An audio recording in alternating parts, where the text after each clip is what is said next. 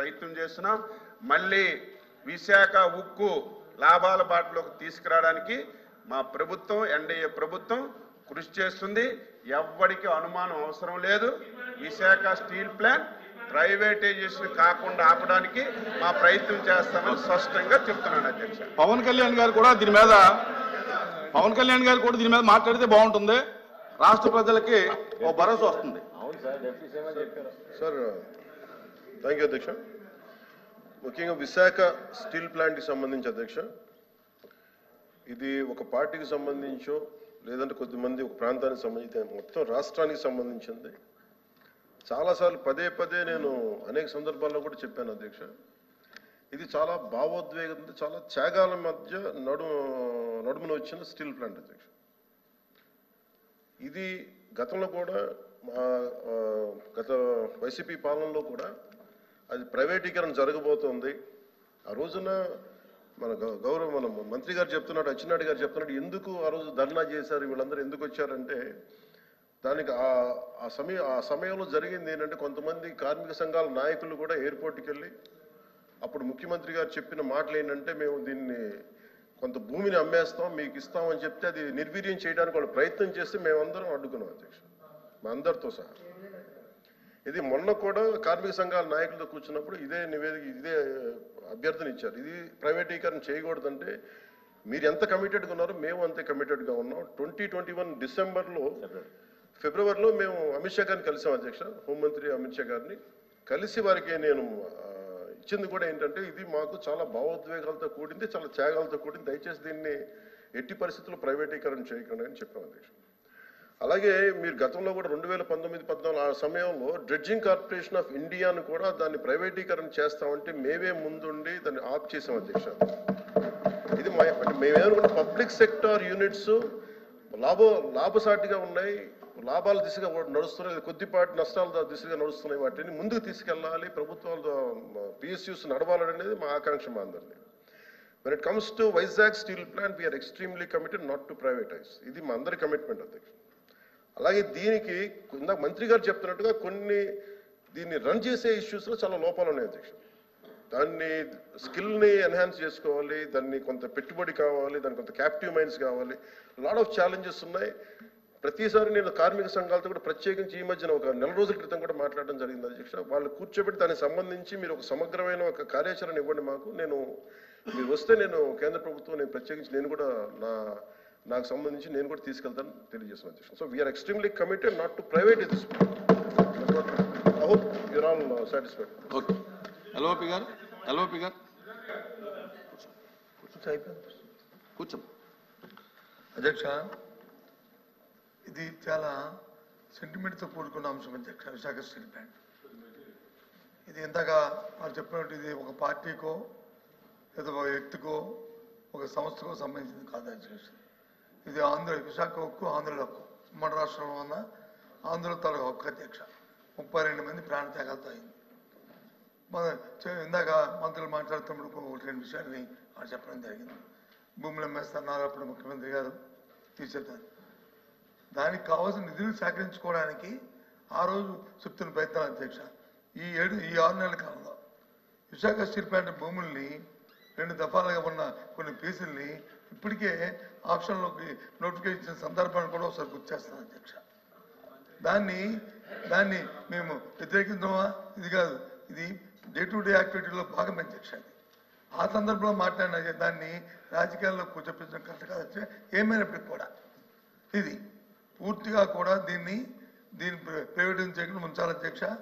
ఆ రోజు స్వయాన ప్రధానమంత్రి గారు విశాఖపట్నం సభకు వచ్చినప్పుడు సాక్షాత్తు ఆనాటి ముఖ్యమంత్రి జగన్మోహన్ రెడ్డి గారు మొత్తం సభా సాక్షిగా లక్షలాది మంది ప్రజలు ఉంటుండగా ఆ రోజు విశాఖపట్నం స్టీల్ ప్లాంట్ ప్రైవేటీకరణ చేయడానికి వీలు లేదు, మేము అర్థిస్తున్నాము, ఇది మా తాలూకా ఇది మా సెంటిమెంట్ అని చెప్పి ఆ రోజు ముఖ్యమంత్రి గారి సందర్భాలు కూడా ఒకసారి జ్ఞాపకం చేస్తాను అధ్యక్ష. ఎందుకంటే ఇది అన్ని పార్టీల తాలూకు కమిట్మెంట్ వాళ్ళు తప్ప ఇది ఏ ఒక్కరితోనో అవుతుందో అనుకుంటే మాత్రం పొరపాటు అధ్యక్ష. ఏదైతే రాష్ట్రంలో దేశంలో ఉన్న మిగతా రాష్ట్రాల్లో జరుగుతున్న అంశాలు ఉన్నాయో ఆ ప్రకారమే దీన్ని కూడా అందరం సమస్యగా దీన్ని కాపాడుకోవడం బాధిస్తుంది. పూర్తిగా మా పార్టీ తరఫున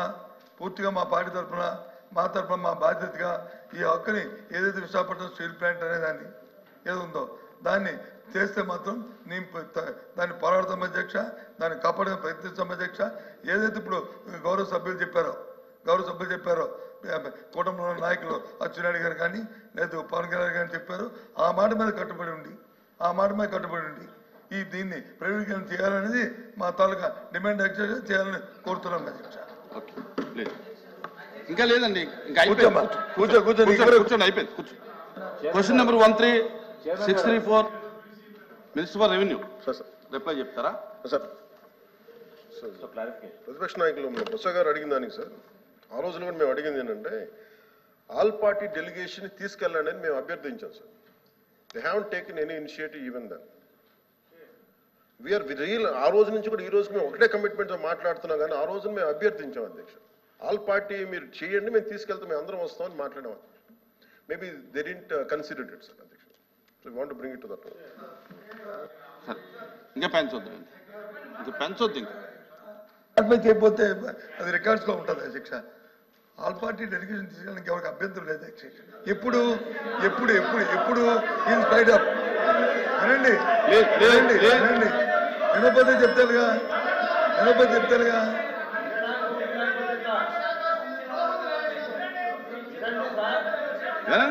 వినండి దయచేసి వినండి. రామారావు గారు వినండి. వినటానికి అభ్యంతరం ఏముంది? ఆ రోజున్న ప్రభుత్వానికి ఆపే శక్తి లేకపోయినప్పుడు ఆల్ పార్టీ డెలిగేషన్ రావాలచ్చ. మాకు ఆ శక్తి ఉంది, అది ఉంది కాబట్టి ఆపేస్తాం.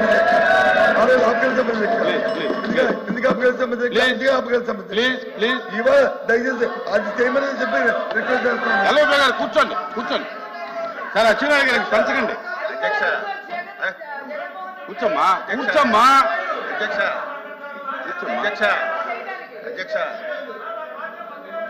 ఆ రోజు కనుక నిజంగా మనసు త్రికరణ శుద్ధిగా వారు కనుక ఆపండి ఉంటే అసలు ఈ రోజు ఈ ప్రశ్న ఉత్పన్నం అయ్యింది.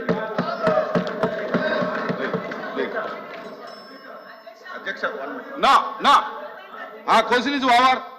కూర్చోండి. ఇంకొద్దు ప్లీజ్ కాంట్రవర్సీ అవుతుంది. Question number 13634 minister for revenue minister గారు ప్లీజ్ కూర్చోండి. అయిపోయింది, కూర్చోండి. కూర్చోండి. అయిపోయింది. క్వశ్చన్ అయిపోయింది. కూర్చోండి ప్లీజ్. కూర్చోండి. ఎందుకు కూర్చోండి. క్వశ్చన్ అయిపోయింది. మీరు ఇలాగా కూర్చోవయ్యా స్వామి. కూర్చో రాహుల్, కూర్చో.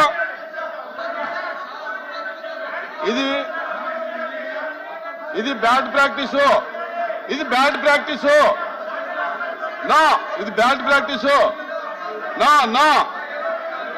ఇలాగ మీరు బెదిరిస్తే మైక్ ఇస్తాననుకోవటం అది అసంభవం. మీరు ఈ రకమైన ప్రాక్టీస్ మానేయండి.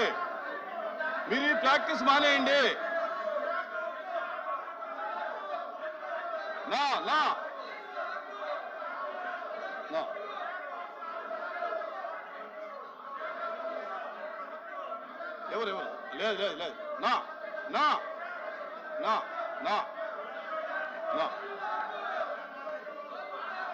ఎవరు ఆ క్వశ్చన్ అయిపోయింది. ఏమో లేదు, అది లేదు. అరే ఎందుకు వస్తారా మీరు? ఏంటి, దేనికి వస్తారు మీరు దేనికి వస్తారు చెప్పండి. మీరు దేనికి వస్తున్నారు? సార్ కూర్చోండి. మినిస్టర్ గారు కూర్చోండి. ఒక్కళ్ళు చెప్పండి ఎందుకు వస్తారు? మీరు ఇనమ్మా ఏనండి. మీరు ఎందుకు వస్తారు ఇక్కడికి? మీరు ఎందుకు వచ్చారు చెప్పండి. ఏంటది? కూర్చోండి.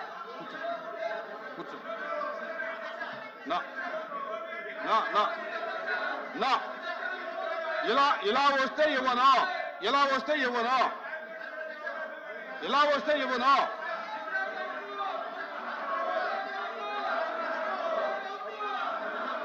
ఇలా వస్తే ఇవ్వను, మైక్ ఇవ్వను. ఇలా వస్తే ఇలాగ మీరు ఈ ప్రాక్టీస్ ఇటువంటి ప్రాక్టీస్ చేస్తే నేను ఒప్పుకోను. నా నా నా కూర్చోండి, దయచేసి కూర్చోండి, ప్లీజ్ కూర్చోండి, ప్లీజ్ కూర్చోండి. నా నా నా ఇవ్వను. ఇలా మీరు ఈ రకమైన ప్రాక్టీస్ చేస్తే ఇవ్వను, నా ఇవ్వను. నా The house is adjourned for 5 minutes.